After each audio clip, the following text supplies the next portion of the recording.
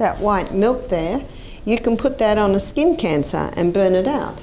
You can put that on a wart. Cancer is a fungus. That's pretty clear, isn't it? Cancer, fungus, love an acid environment.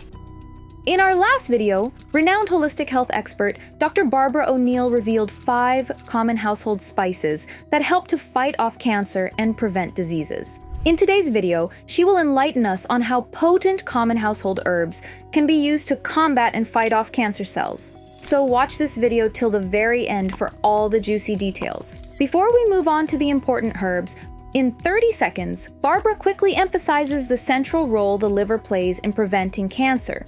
You see, cancer cannot get a hold on the body if the liver's working in optimum performance. Now, I want to show you what it does with everything that comes into the body. So environmental poisons coming into the body, everything goes straight to the liver. And if it's toxic, the liver says, whoa, nasty guy, wrap him up in fat and store him. The first herb is dandelion. Dandelion is the king of the herbs in the garden, because dandelion is a bitter herb. They're bitter to the mouth but very sweet to the stomach, because it's the bitter herbs that stimulate the liver to release its digestive enzymes. The dandelion is a common garden herb that houses incredible healing potential, as it is able to stimulate the liver to release its healing juices and neutralize potential disease-forming agents. Barbara explains that this bitter goodness can be identified in your garden by its sharp-toothed leaves and singular hollow stem that holds its flower buds.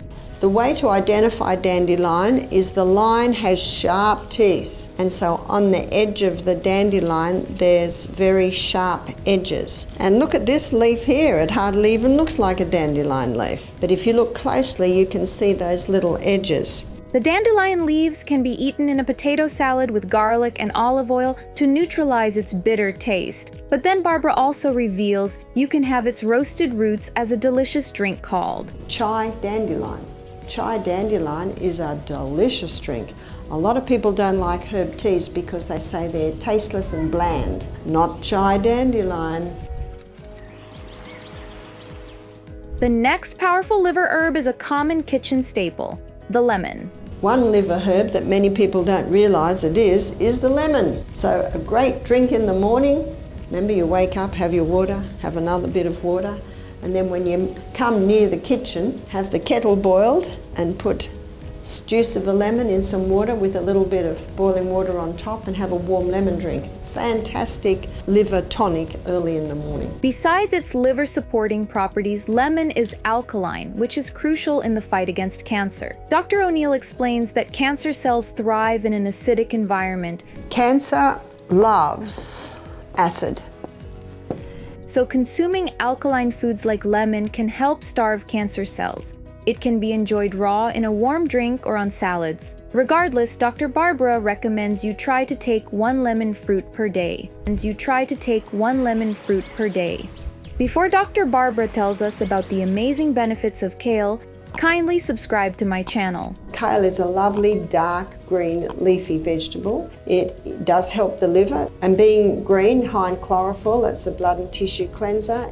All your greens are high alkalizers. So it's basically all the benefits of the greens, so it does help with the liver. And you can throw kale into soups and stews, and there's a wonderful kale salad. Because kale's a bit tough, and you've got a big pile of finely sliced kale, and then you sprinkle it with salt, Celtic salt of course, or Himalayan salt, and you rub the salt all through the finely sliced kale, and it limps. It almost looks like you've steamed it. And once you've done that, you've got about half the amount of kale you started with. And then you chop tomato and chop avocado and throw it through. It's delicious. And the kale is now tender, and yet it's a raw dish. So that's something you can try. Known for its alkalizing effects, kale helps maintain a healthy liver, ultimately contributing to cancer prevention. Plus, it's incredibly versatile and can be used in delicious recipes like stews and salads. Or we have the well-known aloe vera. Now there's a polysaccharide, and polysaccharide means many sugar. There is a special type of polysaccharide that is in the aloe vera that stimulates cell-to-cell communication, because when cell-to-cell communication is working as it should, it won't allow cancer cells to get a hold on the body, because the communication system says there's a problem there. White blood cells deal with him. Did you know beyond its popular use in skincare, aloe vera also has potential cancer-fighting properties? Well, I was also shocked to learn that the polysaccharides in aloe vera stimulate cell-to-cell communication within our bodies, which helps monitor and even reverse cancer cell growth. Consuming this slimy goodness is very straightforward, as Dr. O'Neill shares her simple method for making an aloe vera drink. Cut one of the big outer leaves of the aloe vera, and then you sit it on a plate for 1 hour, and all the yellow slime drains out. I cut the bottom off, and then I slice it so that each slice is a few millimeters apart, and then you'll put one big leaf into a 2-litre jug of water, and you let that sit, and you drink the water. It has a little bit of an aloe vera taste. You put a sprig of mint in that, and you leave it there, and after about 6 hours you just start drinking it. And so that's what I drink a lot. The next herb, gentian, also has a tonic effect on the liver. Gentian is also an incredibly bitter herb. Gentian contains bitter compounds such as gentian picroside and amarogentin, which are thought to promote digestive health and liver function.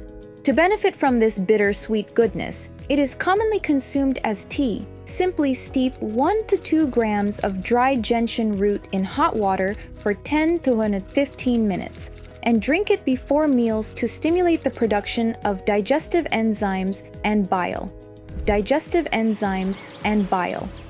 Radium's the one that looks like chickweed. It's just like a little tree. It doesn't spread out like the chickweed, but as you can see, it's so similar, isn't it? So to identify it, when you break it, can you see the white milk?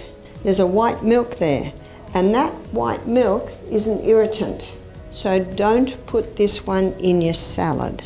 That white milk there, you can put that on a skin cancer and burn it out.